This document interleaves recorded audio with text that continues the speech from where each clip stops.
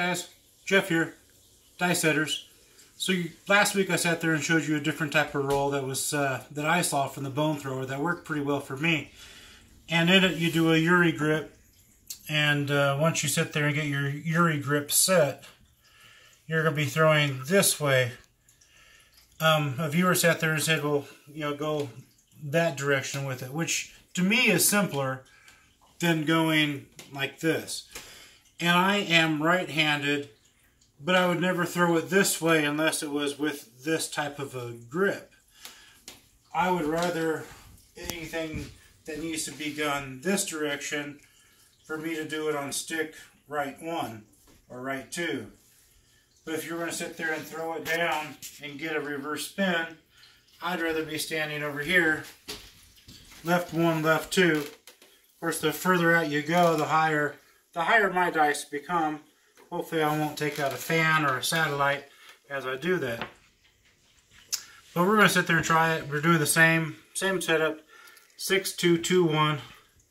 We're doing the Uri grip where you just grab onto the cut edges of this. And I don't know how I'm going to do. I do know that when you do this with a hard set, I can fake it for a while, but then after a while, no matter what I do, I'm going to hit a 7. So right out of the gate, I hit a 7. I missed my landing zone horribly. And the dice even came back toward me.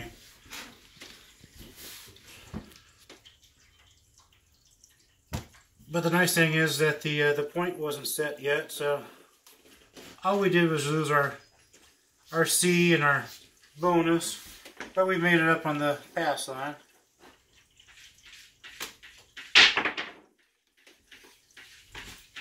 It's going to be a 9. 5, 4, 9.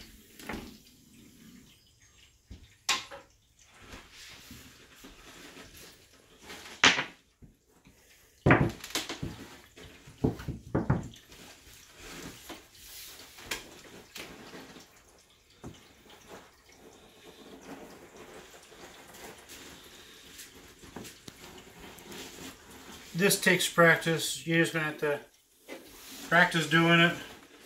And after a while it just becomes natural. It's going to be a hard 6.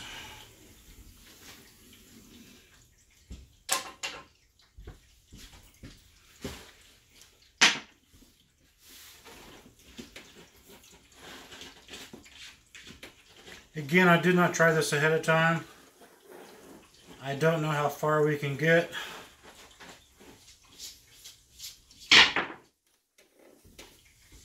There goes an easy 6.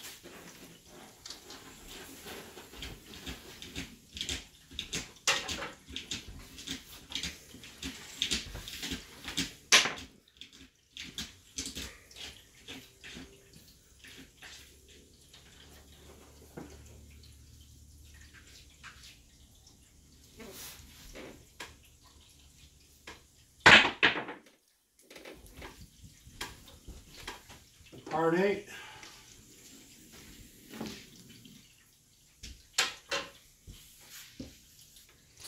Doing pretty good hitting the hard ways. I don't know if I'm doing good enough to be able to put a quarter on there, but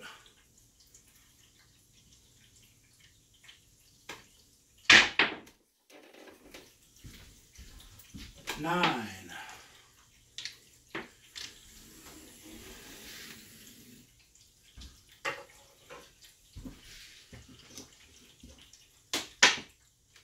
Switch that for a $sign because that was our come out roll. One thing, you see me lose my landing zone. I'm not concentrating as much as I'm supposed to be. When you sit there and let go of this in midair, pull up on your thumb only. Don't sit there and take the pressure off your fingers. That should keep them closer together. 4, 2, 6. That keeps it so that one doesn't rotate a lot more than the other one.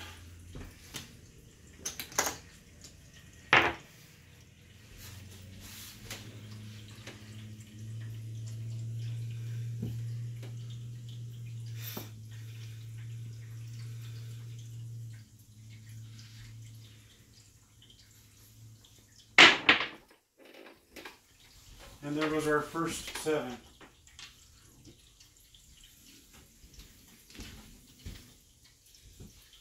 So I actually did better with the other way.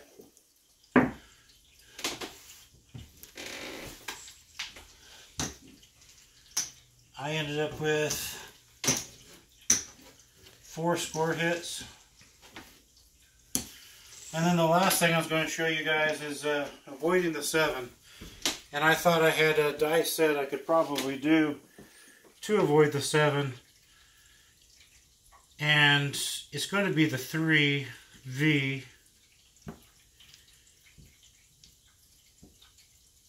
I guess I'm going to do the 3-1-3-1. No, I can't do the 3-1-3-1. The 3-1-3-5. I'm going to pull it down one time and just throw it. And we're going to try to make this as fast as possible, but I'm going to keep away from 7s as much as possible. That's a 9.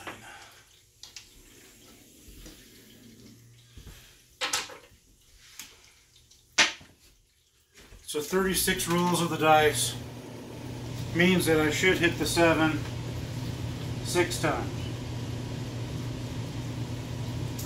If I can do less than that, then I'm above average. I'm thinking maybe twice. I don't think I'll be perfect.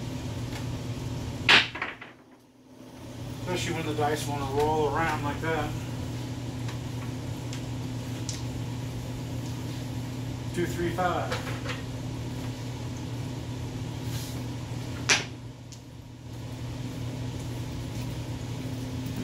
But practice makes everything.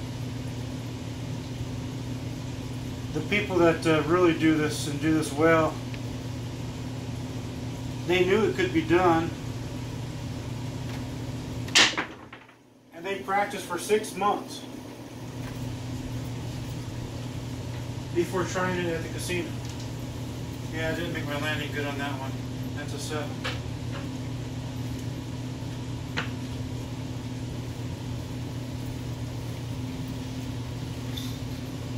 And now I think they're pretty much banned everywhere they go.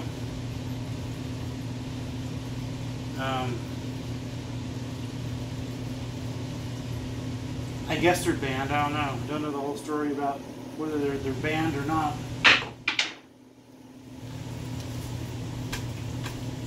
And there was my second 7. Okay, so we're all done with those 7s. So no more 7s, okay? Those are my 2 7s I'm allowed. That's it, no more. So it seems to be coming out the same way. So it's how I'm throwing it.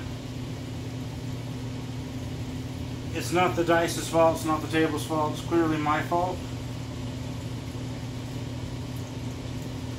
So it's doing 3, 4. So it's basically tumbling like that. So that means that one goes over twice, this one does not. So in this case, let's try this.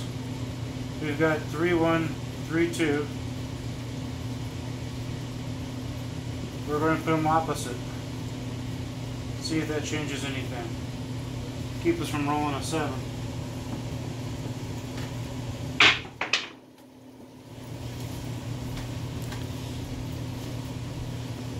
Nope, that didn't.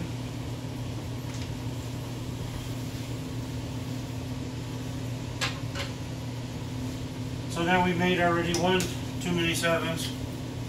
So this is what you've got to do when you're in the casino. You already picked out your roll. You already sat there and said, you know what, I'm going to stick it out with this. We already tried switching it this way. It just resulted in it again. So this one's going over twice and this one's staying. So what I'm going to do is start it this way and then flip it down 1. And that should be the end of my 7.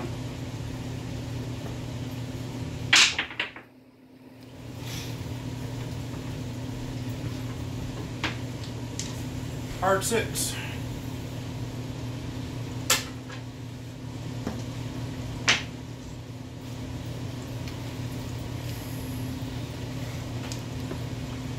So it was like this. I think I did the one on the right. That's what I think I did, and I did it one more time.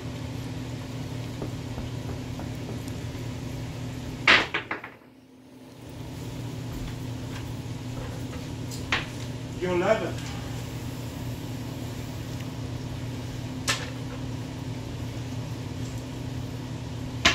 As it's going through the air, I throw it as like to not create any more rotations as possible. So it's basically like I'm picking it up and I want just to soar through the air just like that.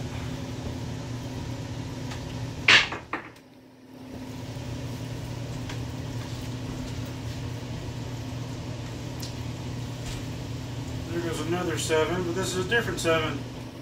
This is a 6-1. So now again, you're sitting there throwing it, you roll another 7. You guys sit there and look to see how you ended up with a 6-1.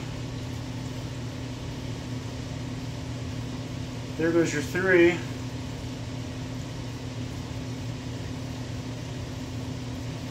Your 3's here. So that one flipped one way this direction, and that one flipped one way one direction. So I'm not landing correctly. That's my problem. So we're going to try it again, and we're trying to scoot this landing zone further to the wall. And that was not further to the wall.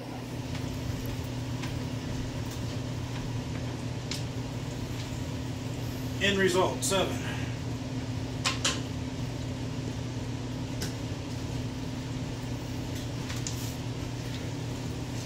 Let me try to get it closer to the wall.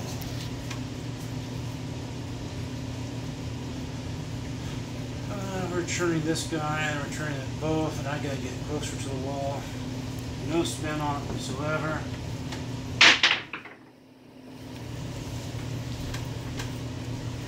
That's a 9.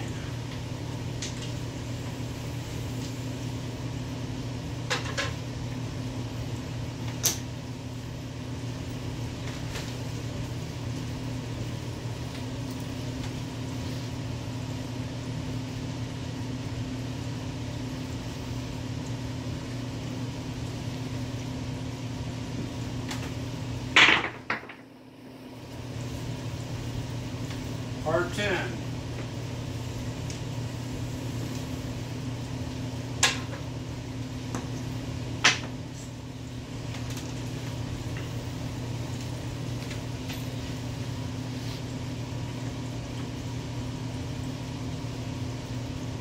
When you approach the table for the first time,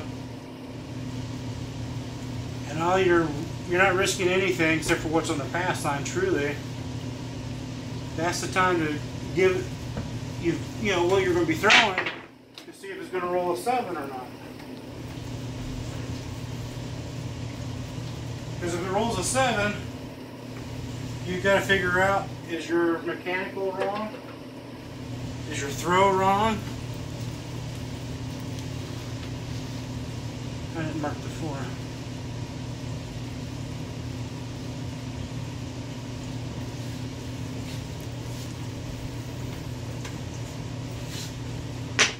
All this has got to be going through your head.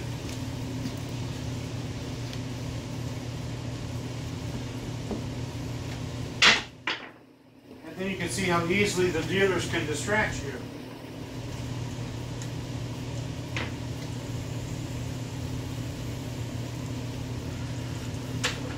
Four, 2, 6.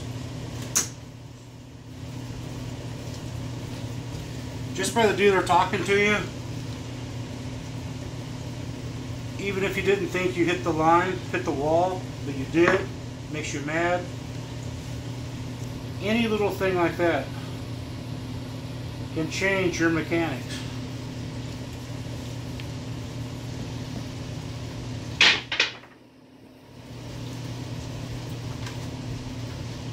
All right.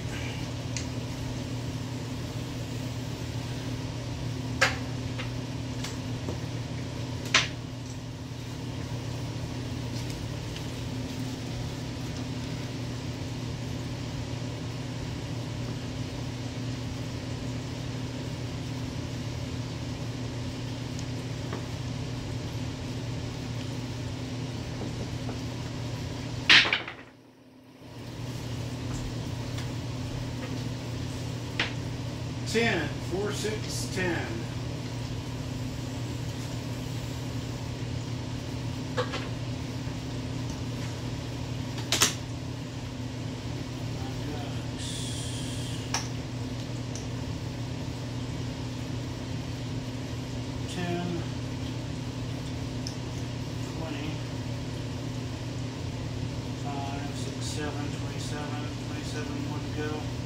Probably just do 7 more, just because I hit so many 7s.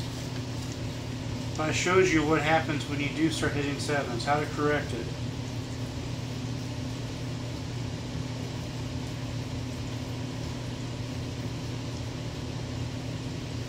It's called correction on the fly.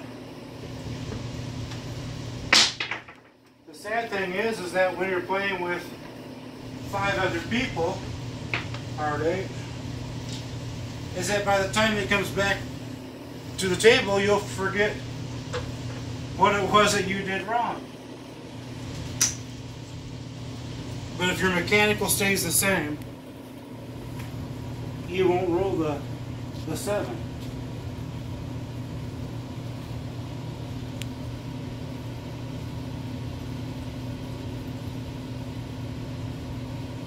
How you grip it, even a tap. Right now we're watching the World Series, and if you see how the pitchers, the good pitchers do it, there's always a certain way, a certain tap, a certain something that they do. 9. That keeps them on rhythm, that keeps them on time. Because they're totally doing it all mechanical. From the second they release that pitch, it's all mechanical. It goes too high, it goes too low. It's not the ball's fault.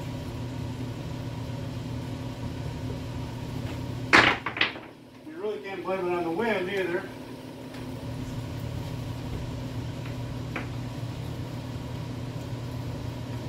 It's all mechanical. 10.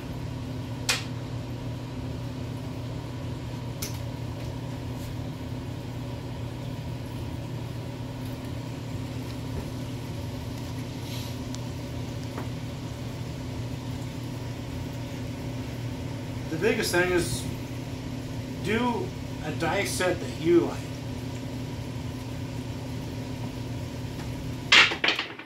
Just because nobody else likes that dice set doesn't mean you shouldn't throw it away as well. There's plenty of goofy, crazy dice sets that you can do that nobody else will ever do, and you might be a winner on that. Look how close this is from being my dice set. I mean, we're so close, which means to me that once it lands, it's really not doing anything.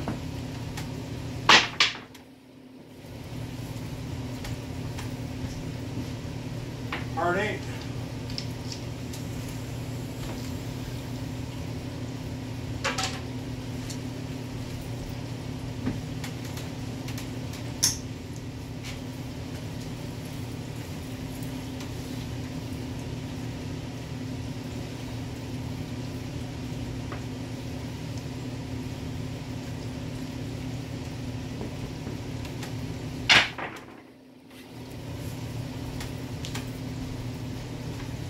And there goes another 7.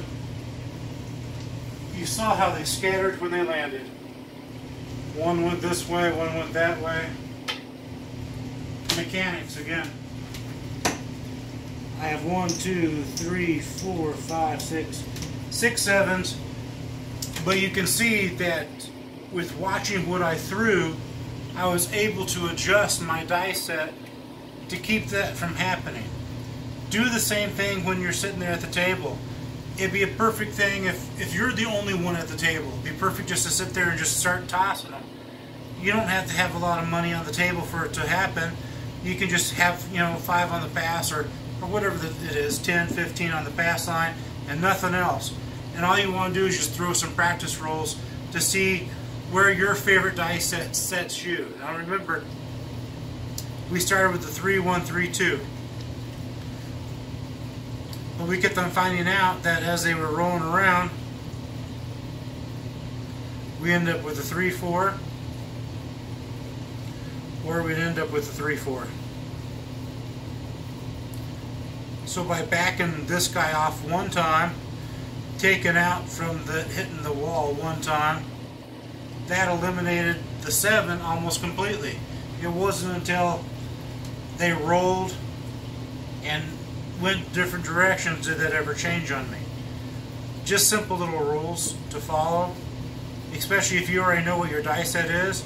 Now if you're like this, you will never know why you rolled a 7.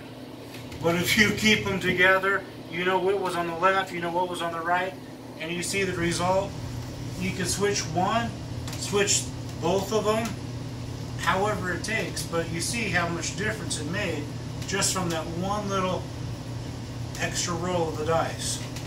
I have 1 on 4, 2 on 5, 2 on 6, 3 for the 8, 3 for the 9, 3 for the 10. I did manage to get 1 for the 11, none for midnight. So if I was playing this again and I was short on money, I would definitely just play the tall if you were going to sit there and do the same thing, because you figure I was only off by 1 for midnight. Yeah, I did roll some 7s in there, but once I fix that, you know, I'm not getting anything for the low horn. So I just put $5 on the tall. See what happens the next time. Save you some money, and you continually practice and develop that roll. As long as the dice stay together, as long as you don't roll it through the air, or however your dice set is, that's the key to sitting there and making money. Adjust as you go. Adjust on the go. And if one dice set doesn't work, no matter how you adjust it, bring out another one. It truly, as long as your mechanics are identical, you can duplicate any roll that you do. That's the only thing. Have a good one, guys. Like, share, subscribe. If you have any questions, comments, leave them there at the end. Thanks.